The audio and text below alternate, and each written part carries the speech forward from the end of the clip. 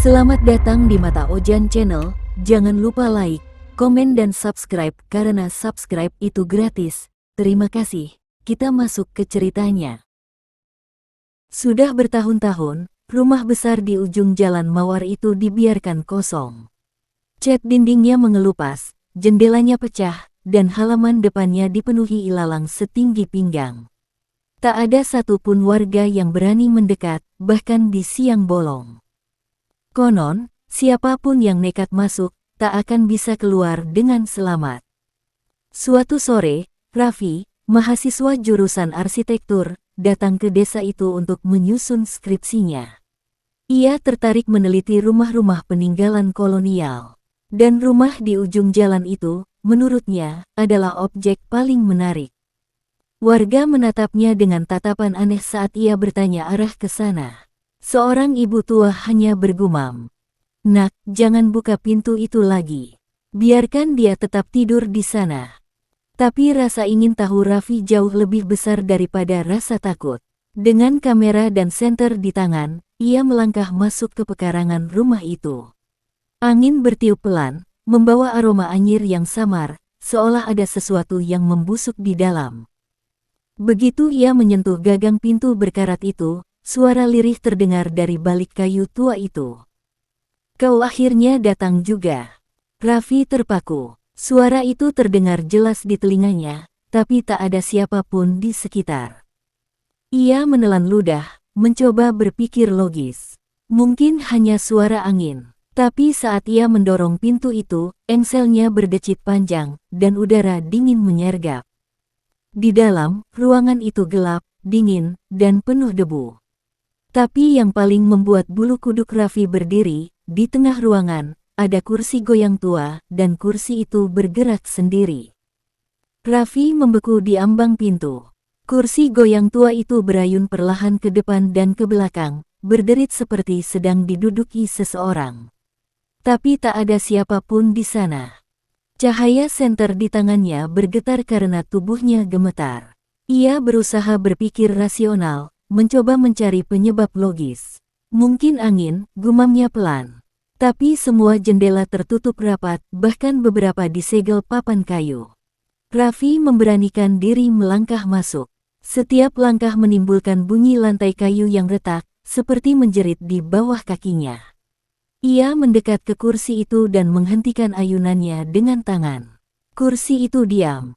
Namun begitu ia menoleh ke arah lain, dari balik kegelapan terdengar tawa kecil.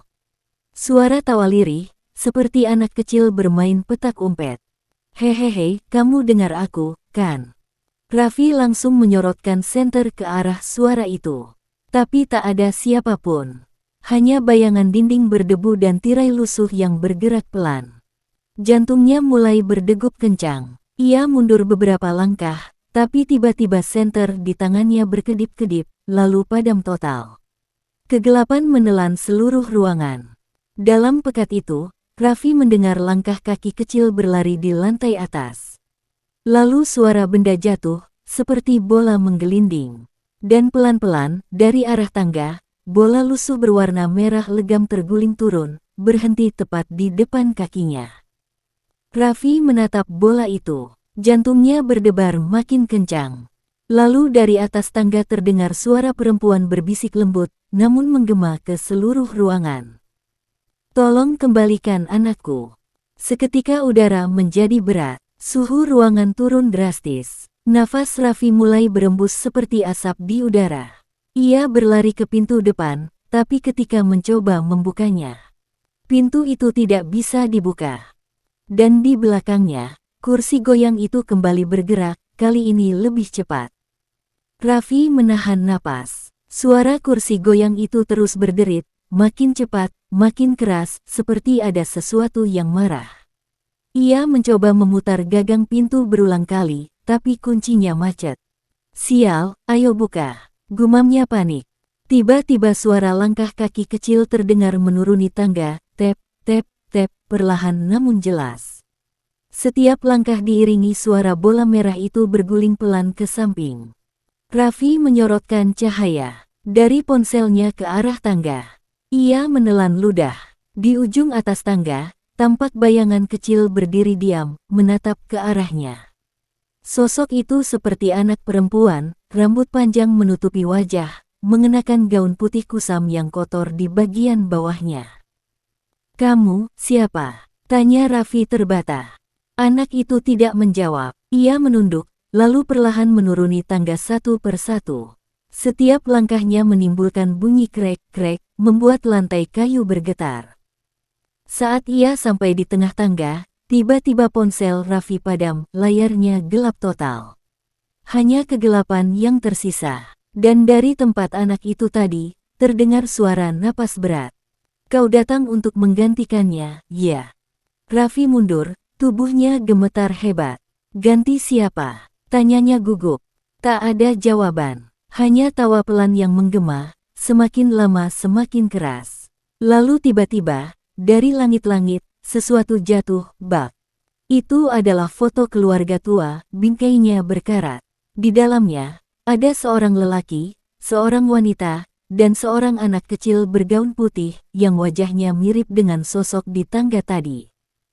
Mata Raffi membesar, tapi sebelum ia sempat berpikir lebih jauh, suara di telinganya berbisik lembut, begitu dekat, seolah berasal dari balik pundaknya. "Aku selalu menunggumu." Ia menoleh spontan, dan mendapati anak kecil itu kini berdiri tepat di belakangnya. Matanya hitam pekat, dan di sudut bibirnya mengalir darah tipis seperti garis senyum. Raffi menjerit dan terjatuh ke lantai. Sosok anak kecil itu menatapnya tanpa ekspresi, matanya benar-benar hitam, tak ada bagian putih sama sekali. Suara napasnya berat dan berembus dingin di wajah Raffi. "Kau akhirnya datang," bisiknya pelan, suaranya bergema seperti dari dua arah sekaligus. Raffi mundur sambil merangkak, menabrak meja kecil yang membuat bingkai foto tua itu jatuh lagi ke lantai. Saat ia melirik, foto itu kini tampak berubah. Wajah anak kecil di dalamnya tampak menunduk, dan dari matanya mengalir cairan merah, seperti darah segar yang merembes ke kertas. "Apa yang terjadi di sini?" Raffi berbisik ketakutan. Anak kecil itu mendekat satu langkah. "Mama selalu bilang, tamu harus tinggal sampai pagi." Raffi menelan ludah. Aku bukan tamu. Aku cuma mau meneliti rumah ini." Anak itu mendongak, dan untuk sesaat Raffi melihat senyum aneh di wajahnya, senyum yang terlalu lebar, terlalu tidak manusiawi. "Kalau begitu, lihatlah apa yang kau cari." Tiba-tiba seluruh ruangan berguncang. Rak-rak tua bergetar, kursi-kursi bergeser, dan jendela-jendela terbuka sendiri, menghantam dinding dengan keras. Angin kencang berembus dari segala arah, membawa bau anyir yang semakin menyengat. Dari langit-langit, debu tebal dan serpihan kayu berjatuhan. Lalu suara-suara lain mulai terdengar, tangisan, bisikan, bahkan jeritan samar, semuanya bergabung menjadi satu, memenuhi setiap sudut rumah. Raffi menutup telinganya, tapi suara itu tetap ada di dalam kepalanya. "Tolong bebaskan kami. Dia tidak mau kami pergi. Dia ingin yang baru." Raffi menggigil. Ia memaksa berdiri dan berlari ke arah tangga belakang, berharap ada jalan keluar. Tapi saat ia melewati ruang tamu, matanya tertuju pada sesuatu di dinding, lukisan besar seorang wanita bergaun hitam, menatap lurus ke arahnya. Yang membuat darah Raffi membeku, wanita dalam lukisan itu perlahan berkedip. Raffi terpaku di tempat. Ia yakin matanya tidak salah, wanita dalam lukisan itu benar-benar berkedip. Tatapannya kosong, tapi senyum tipis mulai muncul di bibirnya. Gaun hitam yang awalnya tampak biasa kini seolah bergoyang lembut, seperti tertiup angin yang hanya ada di dalam lukisan itu. Raffi menatapnya dengan napas tersengal. Ini tidak nyata, gumamnya pelan. Tapi setiap kali ia berkedip, posisi kepala wanita itu sedikit berubah. Kini, wajahnya menoleh langsung ke arah Raffi. "Kau melihatku, artinya kau diundang masuk." Suara itu muncul dari arah lukisan, bukan dari mulut wanita itu, melainkan dari dalam kanvasnya. Suara lembut, tapi dingin seperti datang dari dasar sumur tua. Raffi mundur perlahan, tapi tiba-tiba udara di sekitarnya mengental. Lantai kayu yang diinjaknya memunculkan retakan halus, dan dari celahnya mengalir cairan merah kehitaman. Raffi tersandung dan hampir jatuh. Ia menatap cairan itu, lalu menyadari bahwa baunya persis seperti darah basi. Lalu, dari arah belakang, terdengar bunyi ketukan pelan, tok, tok, tok, dari dalam dinding. Ketukannya teratur, seperti seseorang yang mencoba keluar dari balik tembok. Raffi menyorotkan senter ponselnya ke sana, dan melihat noda merah di dinding mulai membentuk tangan, menekan keluar dari dalam permukaan tembok. Jemari itu panjang, pucat, dan meneteskan darah. "Jangan lari, sudah lama tak ada tamu ke sini." Suara itu kini bergema di seluruh ruangan. Wanita di dalam lukisan perlahan keluar dari bingkai. Kakinya tak menyentuh tanah, dan wajahnya kini sepenuhnya terlihat, mata hitam legam, kulit pucat seperti lilin, dan leher panjang yang tampak nyaris patah. Raffi terjatuh dan merangkak mundur, menabrak kursi tua. Napasnya memburu. Ia mencoba berdiri, tapi tiba-tiba cahaya ponselnya padam lagi. Dalam gelap total itu, suara wanita itu berbisik tepat di telinganya. "Kau mirip sekali dengan dia." Raffi gemetar. "Siapa dia?" Tak ada jawaban. Hanya suara napas panjang dan dingin di belakangnya, lalu jari-jari dingin menyentuh pundaknya. Raffi menjerit dan spontan menepis tangan yang menyentuh pundaknya. Tapi saat ia menoleh, tak ada siapapun di sana. Ruangan kembali sunyi, hanya terdengar napasnya sendiri yang tersengal dan detak jantungnya yang tak beraturan. Namun rasa dingin di bahunya masih terasa. Seolah jari-jari itu masih menempel, membakar kulitnya dengan hawa beku. Ia menatap ke lantai, dan darahnya seakan berhenti mengalir, jejak tangan hitam kini tercetak jelas di bahunya, seperti bekas bara yang membekas di kulit. Kenapa aku ke sini?" Raffi berbisik. Dari arah tangga terdengar suara anak kecil tertawa lagi. Kali ini disertai bunyi langkah kaki yang berlari-lari kecil di lantai atas. Lalu, seketika semua pintu di rumah itu tertutup sendiri dengan suara keras, brak. Angin kencang bertiup dari arah jendela, membuat debu dan tirai beterbangan. Raffi menutup wajahnya sambil mundur ke dinding, tapi begitu ia membuka mata, ia menyadari sesuatu yang aneh. Lukisan wanita itu sudah hilang. Bingkainya kosong, hanya kanvas polos dengan bekas noda darah. Raffi memutar pandangannya ke seluruh ruangan, tapi tak melihat sosok wanita itu lagi. Ia melangkah mundur, waspada, dan tanpa sadar menabrak sesuatu. Saat ia menoleh, wanita bergaun hitam itu berdiri tepat di belakangnya. Wajahnya kini dekat sekali, hanya beberapa sentimeter dari wajah Raffi. Matanya menatap lurus, hitam pekat tanpa pupil, dan dari sudut bibirnya menetes darah perlahan, jatuh ke lantai. "Kau mirip dengannya," bisiknya lembut, lalu tangannya terangkat, menyentuh pipi Raffi. "Dia juga pernah berjanji takkan kembali ke sini." Raffi memukul tangan wanita itu, tapi saat disentuh, kulitnya terasa dingin seperti es dan keras. Seperti batu nisan, ia berlari ke arah tangga untuk mencari jalan keluar lewat lantai atas. Tapi begitu menginjak anak tangga pertama, ia merasakan getaran aneh di bawah kakinya. Tangga itu berdenyut, seperti jantung yang berdetak. Duk, duk, duk. Dan dari arah atas, terdengar suara anak kecil menangis. Raffi menatap ke bawah kakinya. Tangga kayu itu terus berdenyut pelan seperti makhluk hidup, seolah ia sedang memijak dada raksasa yang sedang bernapas. Setiap detaknya membuat lantai bergetar ringan, dan dari celah-celah kayu, mulai keluar darah hitam yang menetes ke lantai bawah. Suara tangisan anak kecil di lantai 2 makin jelas. Tangisan itu serak, menyayat, disertai isakan pelan yang terdengar sangat dekat namun tak terlihat sumbernya. "Kak, aku takut." Raffi berhenti sejenak. Suara itu terdengar tulus, seperti seorang anak yang benar-benar ketakutan. Tapi akal sehatnya berteriak, tidak mungkin ada anak hidup di rumah ini. Dengan hati-hati, ia menapaki tangga, menahan napas di setiap langkah. Suhu di lantai atas terasa lebih dingin, dan udara di sana seperti membeku. Cahaya dari ponselnya kini redup, tapi cukup untuk melihat koridor panjang yang dipenuhi foto-foto tua tergantung di dinding. Setiap foto memperlihatkan keluarga yang sama, pria, wanita, dan anak kecil itu. Tapi di setiap bingkai yang ia lewati, wajah anak kecil di foto tampak berubah perlahan. Awalnya tersenyum, lalu mulai menunduk, kemudian menangis, dan di foto terakhir, wajahnya tidak ada. Wajah anak itu terhapus sepenuhnya.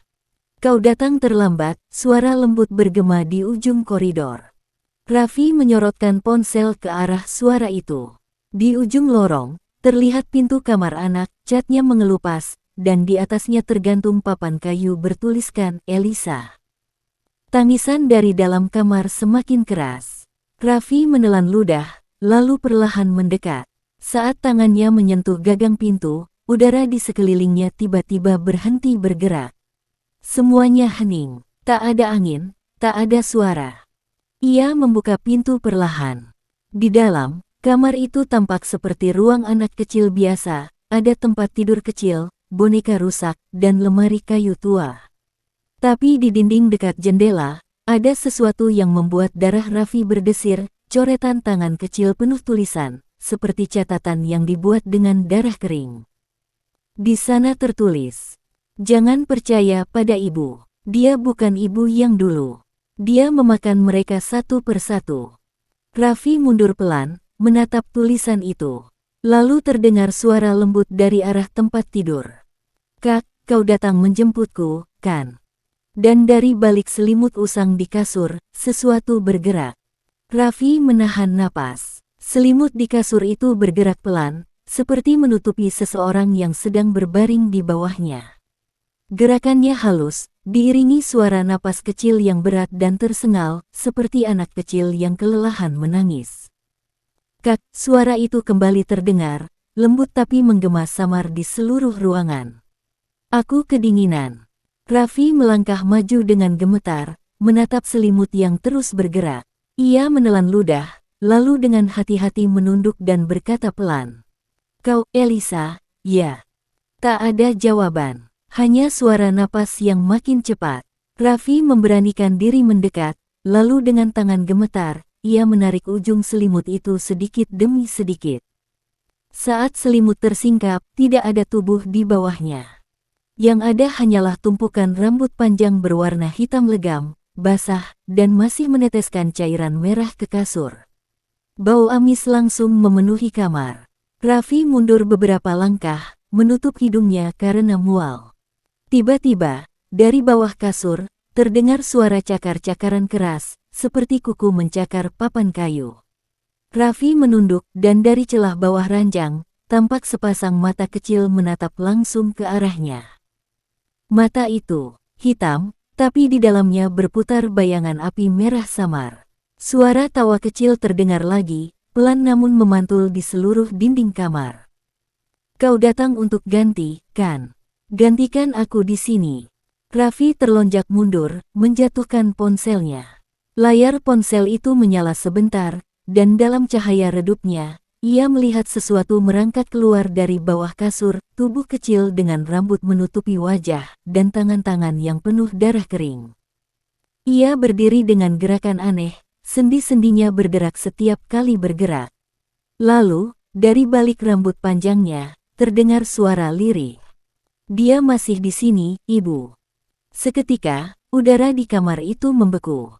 Tirai jendela berkibar, dan semua boneka di rak menoleh ke arah Raffi bersamaan. Lalu dari arah pintu, suara langkah kaki berat terdengar. Langkah perlahan, mantap, seolah seseorang yang sedang menyeret sesuatu di lantai kayu. Raffi menoleh. Pintu kamar terbuka sedikit, dan dari celah itu, tampak ujung gaun hitam lusuh. Gaun hitam itu bergoyang pelan di ambang pintu. Raffi terpaku, tubuhnya gemetar hebat.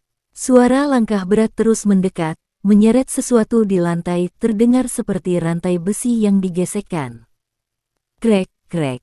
Sosok di balik pintu perlahan muncul. Wajahnya pucat seperti mayat, matanya cekung dan hitam, bibirnya membiru seolah kekurangan udara. Itulah wanita dari lukisan tadi.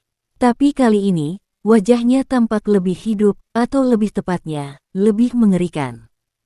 Elisa, panggilnya lembut. Ibu datang, sayang. Seketika, sosok anak kecil di bawah kasur menjerit ketakutan.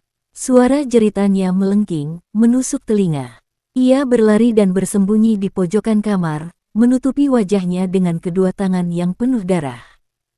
Bukan ibu, bukan ibu. Raffi terpaku di tengah ruangan. Matanya menatap bergantian antara anak kecil itu dan sosok wanita bergaun hitam.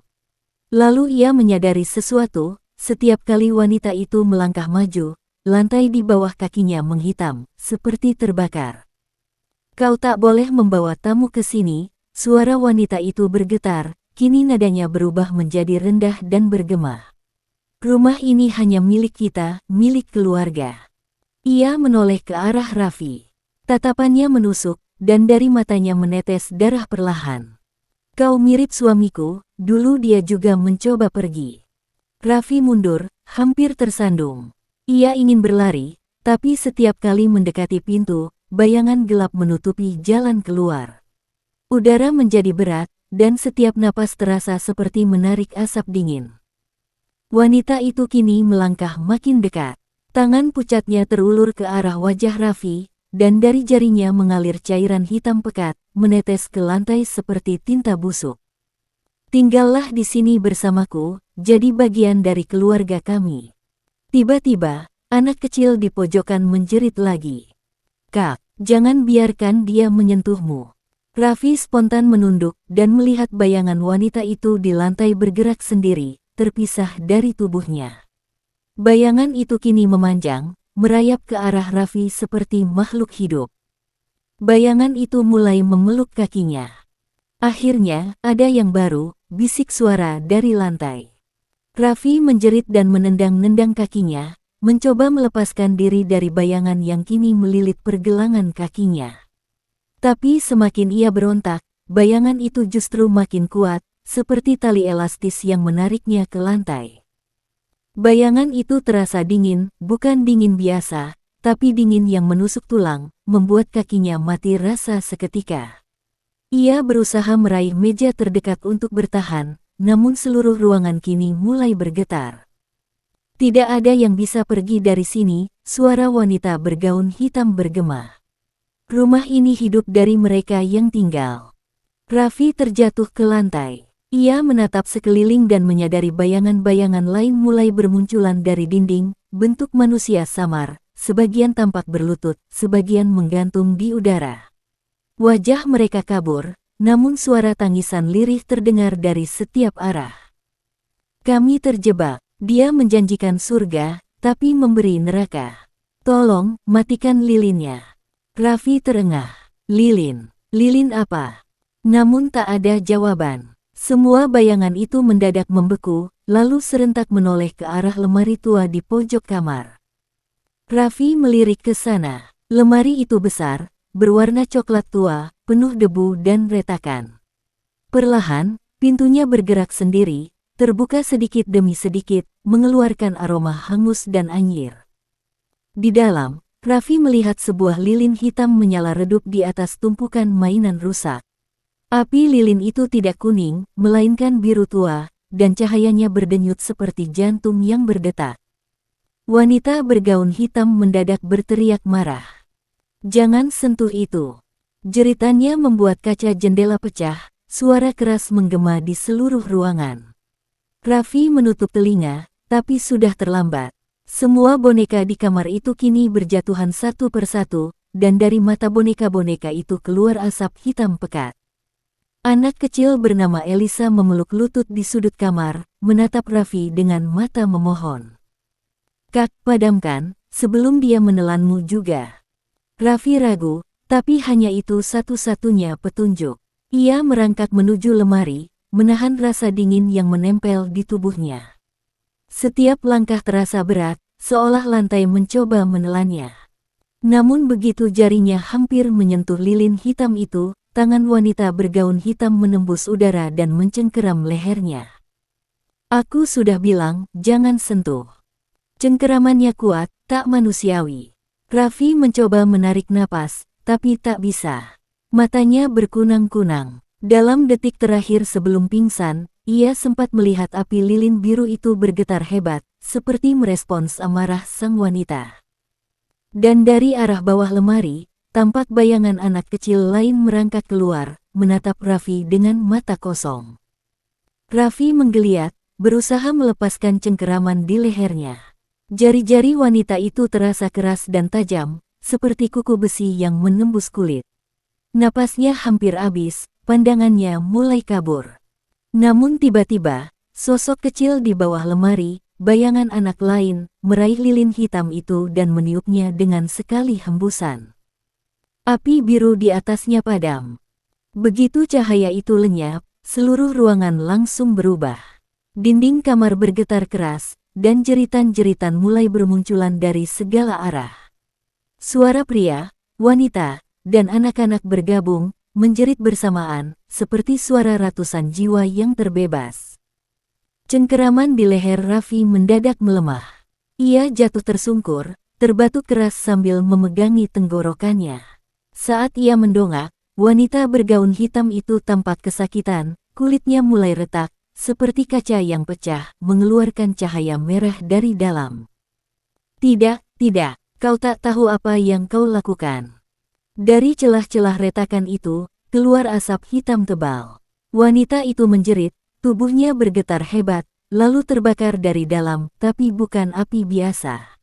Api itu berwarna biru keunguan, membakar sosoknya hingga menjadi abu yang melayang ke udara. Namun saat tubuhnya hancur, suaranya masih terdengar.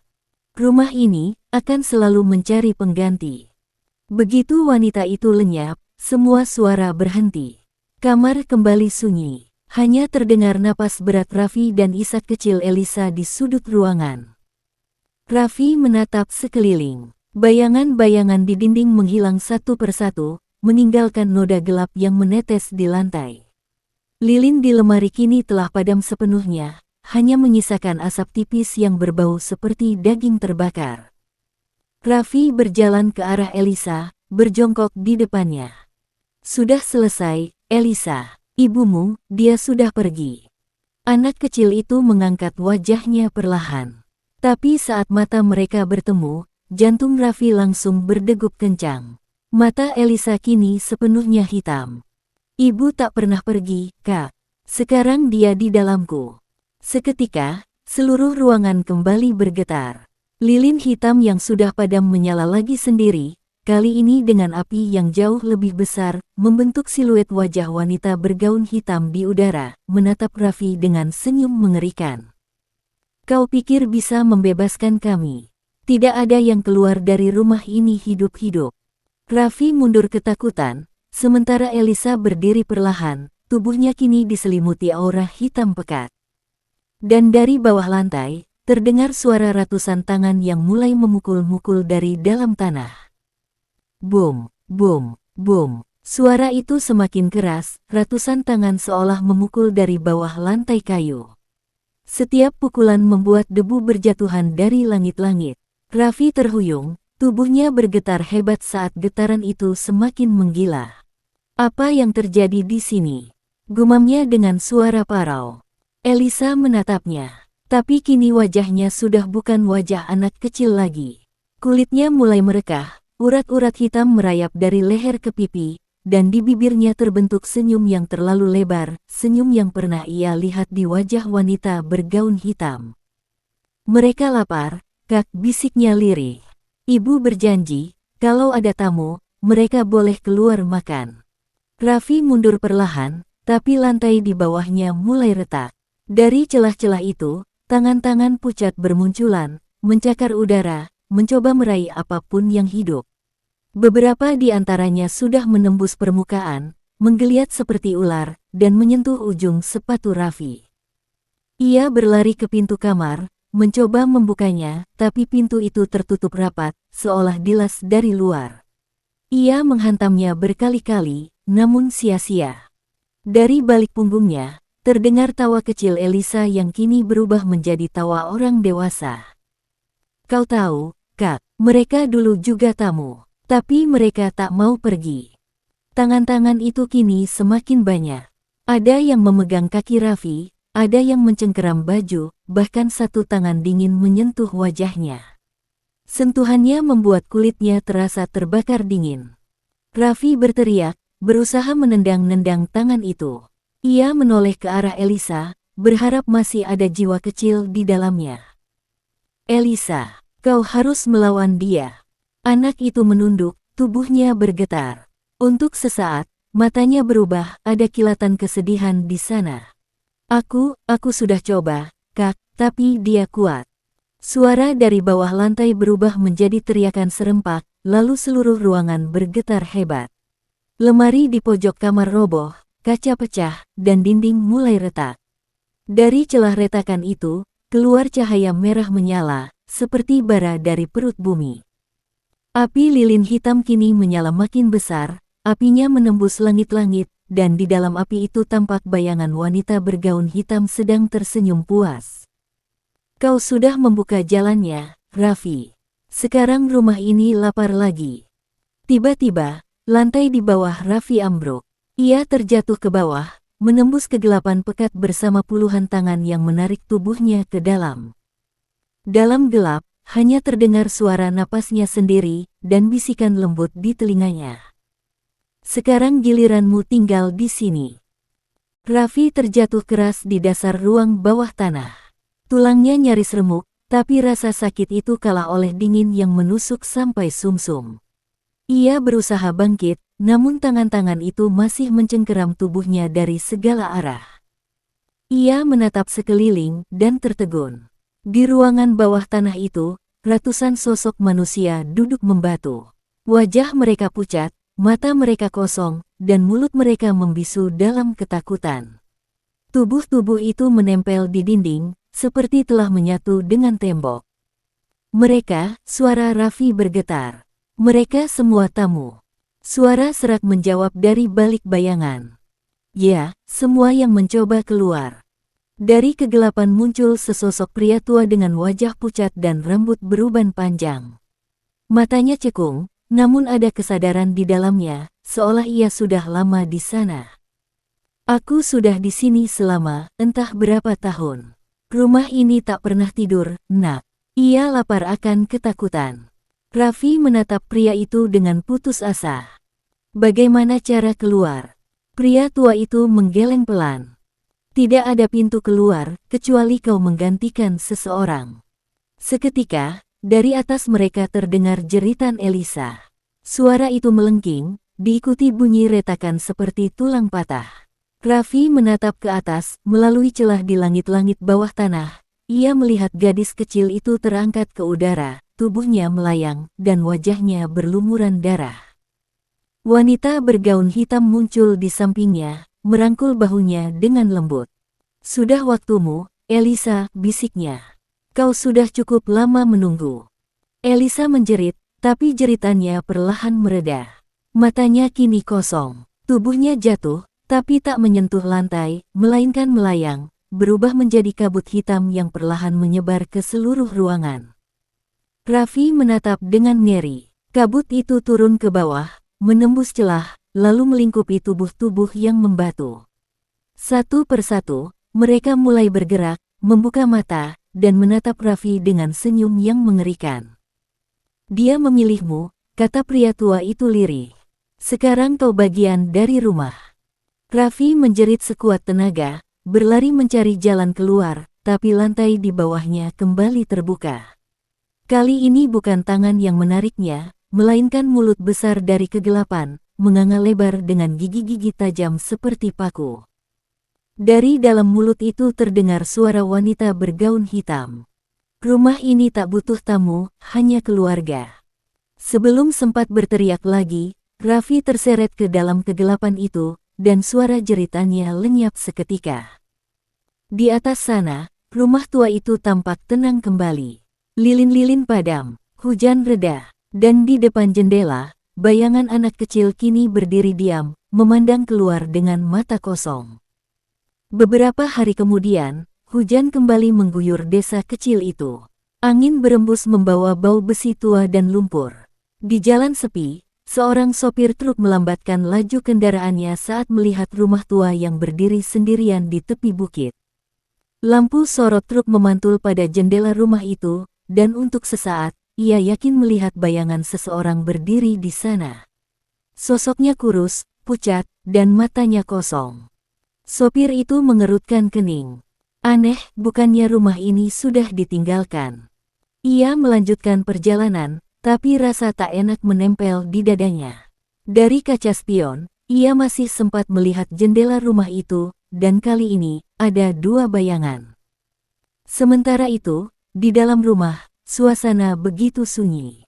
Lantai berdebu, dinding retak, dan hanya terdengar detik jam tua yang masih berdetak meski tak ada baterai. Di tengah ruang tamu, Raffi berdiri. Tubuhnya kini kurus dan matanya kosong. Ia mengenakan pakaian yang sama seperti malam ketika ia masuk, tapi kini penuh bercak hitam. Dari kegelapan, muncul suara lembut wanita bergaun hitam. "Kau sudah di sini, Raffi. Sekarang giliranmu menjaga rumah." Raffi menunduk, bibirnya bergetar. Tapi yang keluar dari mulutnya bukan kata-kata manusia, melainkan bisikan lirih yang terdengar seperti doa terbalik. "Tidak boleh ada yang pergi. Semua yang masuk harus tinggal." Wanita itu tersenyum samar, lalu berjalan melewati Raffi. Tubuhnya samar, seperti kabut. Ia menyentuh dinding, dan dari sentuhan itu muncul bayangan baru, bayangan seorang anak kecil. Elisa. Kini gadis itu tampak tenang, memegang boneka usang di tangannya. Ia menatap Raffi, lalu berbisik, "Kita keluarga sekarang." Suara langkah kaki terdengar di luar. Ada seseorang yang datang, seorang pemuda, mungkin pendaki yang tersesat. Ia menatap rumah itu dari luar pagar, lalu membuka gerbang yang berderit. Raffi berdiri di balik jendela, menatap pemuda itu tanpa ekspresi. "Ada tamu," bisiknya pelan. Wanita bergaun hitam tersenyum di belakangnya. "Buka pintunya, Raffi." Dan perlahan, pintu rumah itu berderit terbuka sendiri. Udara dingin menyembur keluar, membawa suara samar dari dalam. "Masuklah, di sini hangat." Pemuda itu ragu, tapi hujan deras memaksanya melangkah ke beranda. Pintu tertutup di belakangnya. Dan seperti yang sudah terjadi berkali-kali sebelumnya, rumah itu kembali hidup. Pemuda itu menggigil saat memasuki ruang tamu. Udaranya lembab dan berbau jamur. Di tengah ruangan, lilin hitam menyala tanpa ia sentuh, seolah menyambut kedatangannya. "Halo, ada orang di sini," serunya sambil menatap sekeliling. Tak ada jawaban, hanya suara tetesan air dari atap bocor. Tapi di dinding, lukisan-lukisan tua menatapnya dari setiap sudut. Ia merasa seperti dikelilingi tatapan. Lalu, dari arah tangga, muncul sosok seorang pria muda. "Kau tersesat?" tanya Raffi datar, matanya kosong tapi nadanya tenang. Pemuda itu mengangguk gugup. "Iya, hujan deras. Aku cuma butuh tempat berteduh sebentar." Raffi mengangguk pelan, lalu tersenyum samar, senyum kaku yang terasa tidak alami. "Tentu, silakan masuk. Rumah ini senang kedatangan tamu." Pemuda itu merasa sedikit lega. Ia melepas jaket basahnya dan duduk di kursi kayu yang berdebu. Tapi saat ia menyandarkan punggung, kursi itu mengeluarkan bunyi seperti erangan, seolah benda itu bernyawa. Ia menoleh cepat dan melihat ada bekas tangan berdarah di sandaran kursinya. "Apa ini?" Sebelum ia sempat berdiri, Elisa muncul di tangga, memeluk boneka usang. Ia menatap pemuda itu dengan mata kosong. "Jangan pergi," bisiknya. "Kalau kau pergi, ibu marah." Pemuda itu bingung, menatap ke arah Raffi, tapi pria itu kini menunduk dalam. "Dia benar," ucap Raffi pelan. "Kau harus tetap di sini, sampai ibu selesai." "Ibu." Saat pemuda itu menatap ke belakang, sosok wanita bergaun hitam sudah berdiri di pintu ruang tamu. Rambutnya panjang menutupi wajah, dan di ujung jarinya menetes cairan hitam seperti tinta. "Selamat datang di rumah kami," katanya lembut, tapi suaranya bergema. Sudah lama kami tak kedatangan tamu baru. Pemuda itu mencoba bangkit, tapi lantai di bawahnya tiba-tiba lengket. Ia menunduk dan melihat tangan-tangan pucat keluar dari celah lantai, mencengkeram pergelangan kakinya. Apa-apaan ini? Lepaskan. Wanita itu tersenyum, lalu menatap Raffi dan Elisa. Sekarang kalian tahu apa yang harus dilakukan. Elisa mengangguk. Ia mulai berjalan mendekati pemuda itu, menatapnya dengan tatapan kosong. Raffi berdiri di sampingnya, tangannya gemetar. Untuk sesaat, ada jejak kesadaran di matanya, seolah ia ingin menolong, tapi tak mampu. Maaf, bisiknya, sebelum bayangan dari dinding merayap naik dan menelan pemuda itu hidup-hidup. Dalam sekejap, ruangan kembali sunyi. Hanya lilin hitam yang berkelip pelan, dan dari api itu, terdengar suara tawa lembut wanita bergaun hitam. Rumah ini masih lapar. Malam itu, rumah tua tampak diam dari luar, tapi di dalam, suara bisikan mengisi setiap sudut. Dinding bergetar pelan seolah hidup, dan di sela retakan kayu terdengar napas berat seperti seseorang bersembunyi di baliknya. Raffi duduk di tangga, menatap kosong ke arah ruang tamu. Bayangan wanita bergaun hitam masih menari di sekitar lilin yang menyala. Elisa duduk di lantai, memeluk bonekanya, namun kini wajahnya tampak berbeda, lebih pucat, lebih tua, seolah sebagian dirinya telah diambil. Ibu, dia lapar lagi, gumam Elisa lirih. Raffi menatapnya dengan mata hampa. Rumah ini tak pernah kenyang. Dari dalam dinding, terdengar suara rintihan pelan. Tolong aku, tolong keluarkan aku. Suara itu membuat Raffi menoleh cepat. Ia mendekat ke dinding yang retak, menyentuhnya. Dingin. Tapi dari balik sana, ia bisa merasakan denyut jantung. Siapa di sana? Aku yang datang sebelummu, jawab suara itu terengah. Aku, sudah lama di sini. Tolong. Raffi menatap ke sekeliling, lalu memukul dinding itu, tapi setiap kali ia menghantam, tangannya menembus kayu dan muncul kembali di tempat lain, seperti dinding itu melingkar tanpa ujung. Kau tak bisa menolongnya. Suara wanita bergaun hitam terdengar di belakangnya. Ia berdiri diam, dengan tatapan lembut tapi mengancam. Rumah ini menyimpan semua yang menolak tinggal. Mereka kini bagian dari dinding, bagian dari lantai, bagian dari napas rumah ini. Raffi menatapnya dengan marah. Aku tak mau jadi bagian dari rumah ini. Wanita itu tersenyum. Dari ujung jarinya, menetes cairan hitam pekat ke lantai, membentuk lingkaran di sekitar Raffi. Tapi kau sudah menjadi bagian darinya sejak pertama kali melangkah masuk. Lantai di bawah Raffi berdenyut. Ia menatap ke bawah dan melihat wajah-wajah samar muncul di lantai, wajah orang-orang yang pernah datang sebelumnya, semuanya menjerit tanpa suara. Elisa berdiri perlahan, mendekati Raffi. Kalau kau melawan, ibu akan marah, katanya pelan. Dan kalau ibu marah, rumah ini akan menelan segalanya. Suara retakan tiba-tiba terdengar di seluruh ruangan. Lampu gantung berayun sendiri. Udara bergetar, dan dari celah dinding keluar tangan-tangan pucat, kali ini bukan untuk menarik, tapi untuk mendorong dari dalam. Rumah itu seolah ingin keluar dari dirinya sendiri. Raffi berlari ke arah pintu, tapi pintu itu kini lenyap. Hanya dinding panjang yang tak berujung. Dan di tengah suara bisikan itu, terdengar satu suara paling jelas. Kau tidak di sini karena kebetulan, Raffi. Rumah ini memilihmu. Raffi membeku di tempat. Kata-kata itu bergema di kepalanya, rumah ini memilihmu. Ia menatap sekeliling, dinding bergoyang perlahan, seperti bernafas. Setiap kali ia melangkah mundur, lantai di bawahnya berdenyut, seolah ada jantung besar di bawah sana yang berdegup pelan. Kenapa, aku? Suaranya parau, nyaris tak keluar. Wanita bergaun hitam melangkah mendekat. Setiap langkahnya membuat udara membeku, dan dari jejak kakinya mengalir darah hitam yang menetes seperti tinta hidup.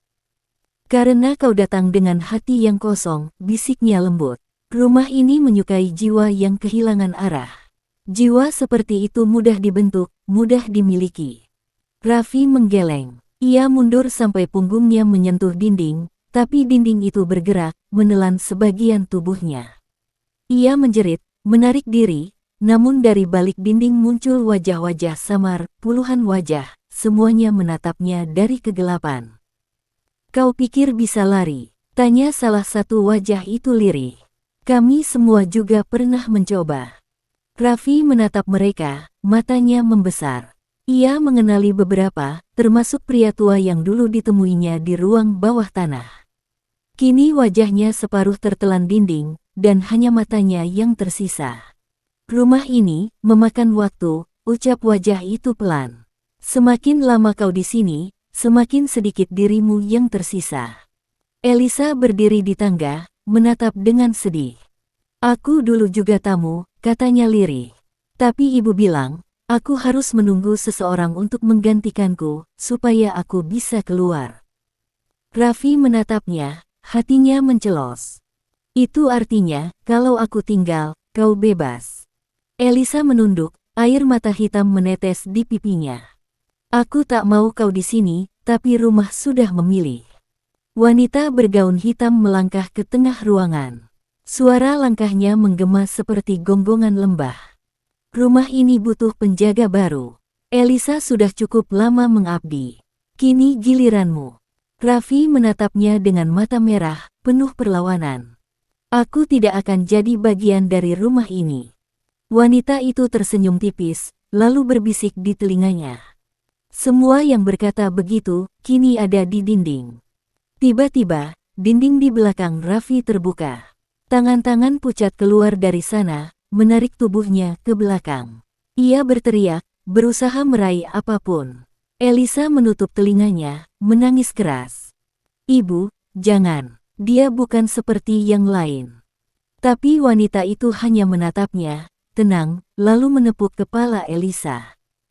"Rumah sudah lapar. Kau tahu apa yang harus dilakukan." Dan dengan satu tarikan keras, Raffi lenyap ke dalam dinding. Suara detak jam berhenti, lilin padam, dan rumah kembali sunyi, tapi dari dalam dinding, terdengar suara lirih. "Tolong, aku masih di sini." Rumah tua itu kini kembali tenang. Dari luar, tampak seolah tak berpenghuni. Tapi di dalam, suara bisikan masih berputar pelan di antara dinding dan langit-langit. Suara itu lembut, hampir seperti napas seseorang yang sedang memanggil nama. "Elisa, Elisa." Gadis kecil itu berdiri di tengah ruangan. Wajahnya pucat, rambutnya kusut, boneka lusuhnya jatuh di lantai. Ia menatap dinding di mana Raffi lenyap, retakan di sana masih berdenyut perlahan, memancarkan cahaya samar. "Kak Raffi," panggilnya pelan, "kau masih di situ?" Dari balik dinding, terdengar ketukan pelan, seperti seseorang berusaha menjawab. Tok, tok, tok. Elisa mendekat, menempelkan telinganya ke dinding. Suara napas berat terdengar dari dalam. Lalu samar-samar, muncul bisikan lirih. "Pergilah, Elisa, sebelum rumah menelanmu juga." Elisa menutup mulutnya, menahan tangis. "Aku tak bisa pergi. Ibu belum mengizinkan." Dari kegelapan di atas, sosok wanita bergaun hitam perlahan turun, seolah tergelincir dari langit-langit. Matanya kosong, tapi bibirnya menyunggingkan senyum lembut. "Kenapa menangis, sayang? Dia masih di dalam." Wanita itu mengelus kepala Elisa. Tangannya dingin, membuat kulit gadis kecil itu memucat seketika. Itu memang tempatnya sekarang. Rumah sudah memilih, dan ia harus tinggal. Tapi, dia berbeda, Bu. Dia tidak jahat. Wanita itu menatap ke arah dinding, matanya menyala merah samar. "Tidak ada yang jahat di sini, Elisa.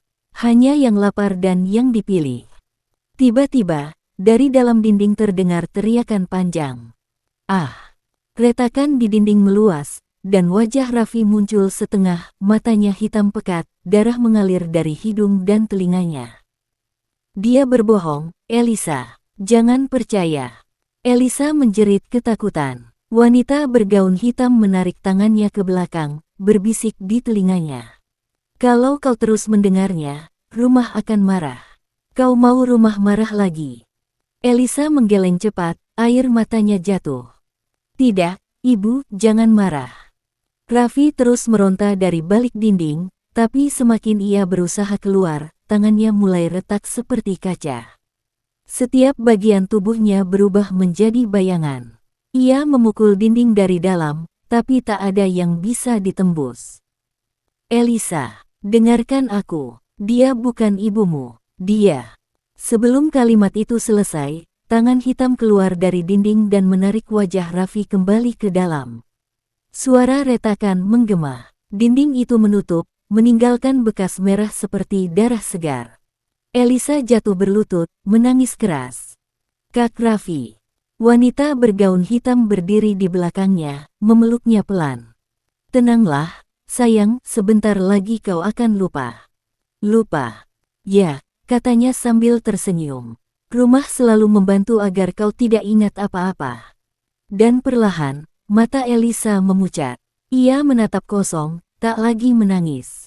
Dari lilin hitam di tengah ruangan, muncul bayangan baru, bayangan seorang pria muda dengan wajah sedih.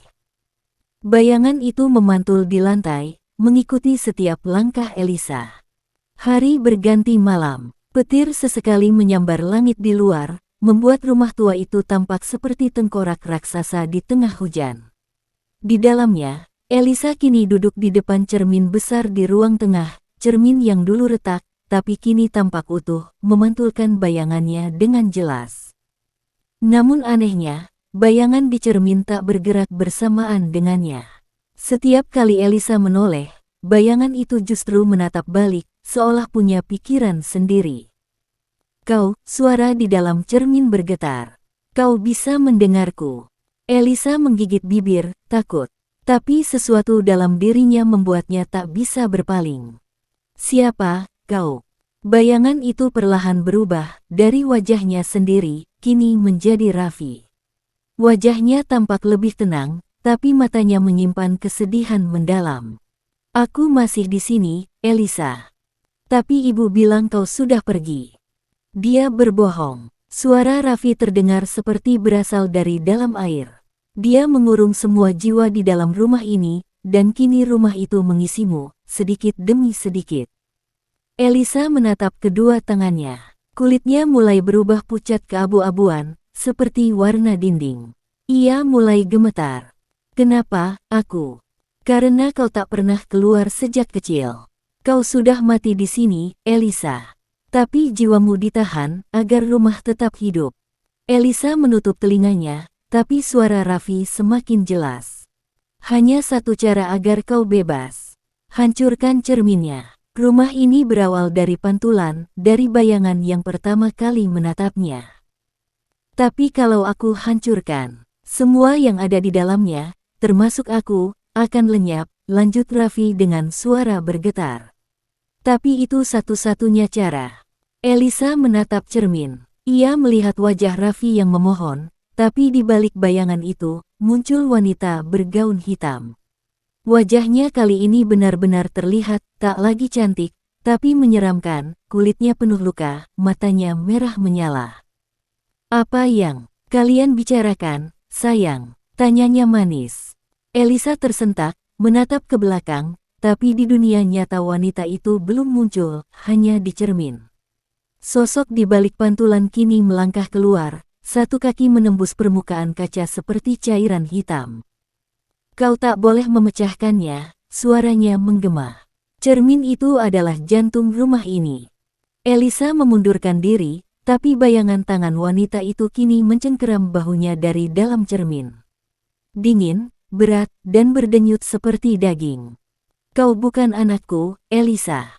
Kau hanyalah pantulan dari rasa kehilangan yang rumah ini butuhkan. Air mata Elisa menetes. Ia menatap Raffi di dalam cermin. Kak, aku takut. Lakukan saja, Elisa, bisik Raffi lirih. Hancurkan cerminnya. Sekarang. Wanita bergaun hitam kini setengah keluar dari kaca, wajahnya memanjang, giginya runcing, dan dari matanya mengalir darah hitam. Ia menjerit. Jangan. Elisa menjerit sekuat tenaga dan meraih batu dari lantai. Dengan kekuatan terakhirnya, ia melempar ke arah cermin. Brang! Kaca pecah serempak, berhamburan di seluruh ruangan. Tapi dari setiap pecahan kaca, keluar asap hitam pekat, melingkupi seluruh rumah. Suara wanita bergaun hitam bergema keras, penuh kemarahan. Kau tak akan bebas, Eli. Suaranya terputus, lenyap bersama kilatan cahaya. Elisa memejamkan mata. Ia terhempas ke lantai. Saat membuka mata lagi, semuanya sunyi. Rumah itu kini retak dari atas ke bawah. Hujan berhenti. Udara terasa ringan. Namun di pecahan cermin yang tersisa, Elisa melihat pantulan Raffi tersenyum terakhir kali sebelum memudar. Terima kasih. Dan kemudian, semua gelap. Ketika Elisa membuka mata, dunia tampak berbeda. Ia kini berdiri di halaman rumah itu, namun bangunannya sudah tidak lagi utuh. Dindingnya retak, atapnya runtuh, dan cermin besar di dalamnya telah menjadi pecahan yang berserakan di tanah, tak lagi memantulkan apapun. Angin berhembus lembut, membawa aroma tanah basah dan daun tua. Untuk pertama kalinya dalam hidupnya, Elisa bisa merasakan sinar matahari. Ia menatap langit dengan mata berkaca-kaca. Tak ada lagi jeritan, tak ada bisikan, tak ada langkah kaki yang menghantuinya setiap malam. Namun dari jauh, suara samar terdengar. Elisa, kau akhirnya bebas. Suara itu milik Raffi, lembut, tenang. Ia menoleh ke arah datangnya suara, tapi tak ada siapa-siapa. Hanya angin yang melintas, membawa sehelai bulu hitam beterbangan sebelum jatuh di tangannya. Ia menggenggamnya erat, lalu berbisik pelan. Terima kasih, Kak. Ia melangkah menjauh, meninggalkan reruntuhan rumah itu. Setiap langkah yang ia ambil terasa ringan, seolah beban puluhan tahun hilang dari tubuhnya. Namun saat menatap ke arah belakang untuk terakhir kalinya, rumah itu mulai menghilang perlahan, dindingnya terurai menjadi abu, jendelanya larut menjadi udara, hingga yang tersisa hanyalah tanah kosong dan sisa fondasi yang tertimbun rumput liar. Di kejauhan, seorang pria tua yang lewat sempat berhenti, menatap arah Elisa pergi. Aneh, di situ kan dulu cuma tanah kosong, nggak pernah ada rumah, katanya pelan. Sementara itu, di sisi lain dunia, di sebuah museum kecil di kota, seorang kurator tengah menata barang lama yang baru ditemukan dari penggalian di desa. Di antara barang-barang itu, ada pecahan kaca besar yang tampak kuno. Ia menatap pantulan dirinya di permukaannya, lalu tersenyum kecil. Namun dari dalam kaca, ada sesuatu yang ikut tersenyum balik, sedikit lebih lambat dari dirinya. Lalu terdengar bisikan samar dari pecahan itu. Aku akan selalu menatapmu. Dan pecahan kaca itu bergetar perlahan. Selesai. Terima kasih telah mendengarkan hingga akhir, sampai jumpa lagi.